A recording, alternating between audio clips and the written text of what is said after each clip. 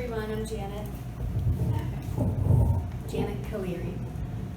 And you met June already, and we have Elizabeth. We're all co-authors in this book called Choices. It's inspiring stories of holistic and alternative choices in healthcare and how we take care of ourselves.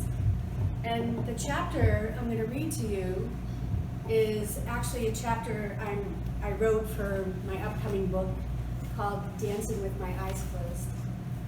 And my writing partner here, Mark, is helping me write my book. Thank you. I don't know if I'll get through it, but it's called Downward Spiral. And the quote that I use in this chapter says, "Want what you have and don't want what you do not have." At the bus stop, I feel excitement, coupled with expectation and longing. Interestingly enough, I also feel anxious, almost a foreboding. I need the help of a familiar friend, like my cousin. But somehow it always seems too simple when I approach Boston. And family, nothing ever remains simple. And that's when the cell phone rings. I'm almost terrified to look at the display. My stomach begins to churn. So I peek. Oh shit, it's Mom. This can't be good somehow. She's going to jump in and make this challenging time worse. Nonetheless, I answer. She says with familiar martyr tone, "I spoke with your aunt, who told me she questioned you and your cousin's arrangement. Well, you're not staying with her. You're coming home to stay with your father and me." "This is none of your friggin' business. It's between me and my cousin, Mom," I hear myself say with anger and resentment. The whole 5-hour flight to Boston involves swollen eyes and another sleepless night at 35,000 feet. No appetite, could not hold a thought. Just furious when I needed to be curious. I am a fucking adult, an adult in trouble, an adult with something undiagnosed, an unknown illness, but an adult nonetheless. What gives them the right to interfere with me and my cousin? Oh, that's right, the need to control. I claim my power by telling my truth every day from this moment forward. I don't remember the landing or how I got to my parents' house, but I am here sitting across from them, tired and screaming in my parents' living room. The last couch I slept on was despair. This one is screaming. Standing up to them, saying things they do not want to hear. It is not well received. Telling them they don't know what I need, and they aren't even trying to find out.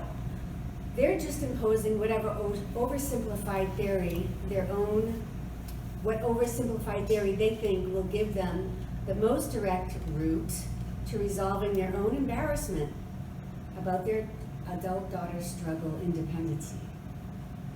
I feel insulted, somehow disagreeing or disappointment with my choices, notions and reasons means that they're right and I'm wrong.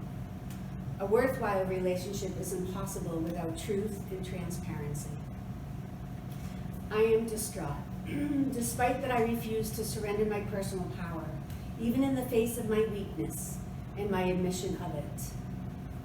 I am not subscribing to their false story, not to avoid conflict, not to expedite fulfillment of my basic needs. I'm just not. Well, why bother living?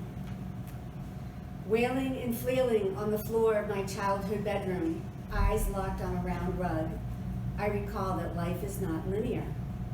Now staring at the hardwood floors and stark white walls through puffy eyes, I seek solace in my warm, fuzzy clothes on my back. How did I get here? I don't want to think about it anymore. Like a tube of toothpaste having its inside squeezed out, I surrender to this moment. I am humble, dear life. What? What will motivate me to move forward, to heal and be of service again? Because at this juncture, I am done with life. I am done with life, yet I know the muted spark remains. So what the F? I drop the question into a pink bubble on its way to the ethers. I go on with my days. Days go by and yet again I'm on the floor. I don't want to be here. But this seems to be where the answers come. This is a safe place in some regards, and I have a roof over my head. In a state of curiosity and connection with the universe, the answer whispers in my ear. Creation. Big letter, C-R-E-A-T-I-O-N. What? Creation? Okay, thanks, so what? Now what? This abiding in the state of curiosity is working well, so I leave the question again. What feels like an exorbitant amount of time, the ethers finally nudge me with a pop-up command. Take pictures of your emotions, all of them, not just the ones you like. Happily, I obeyed this command and asked myself, Janet, what does anger look like? What does relief look like?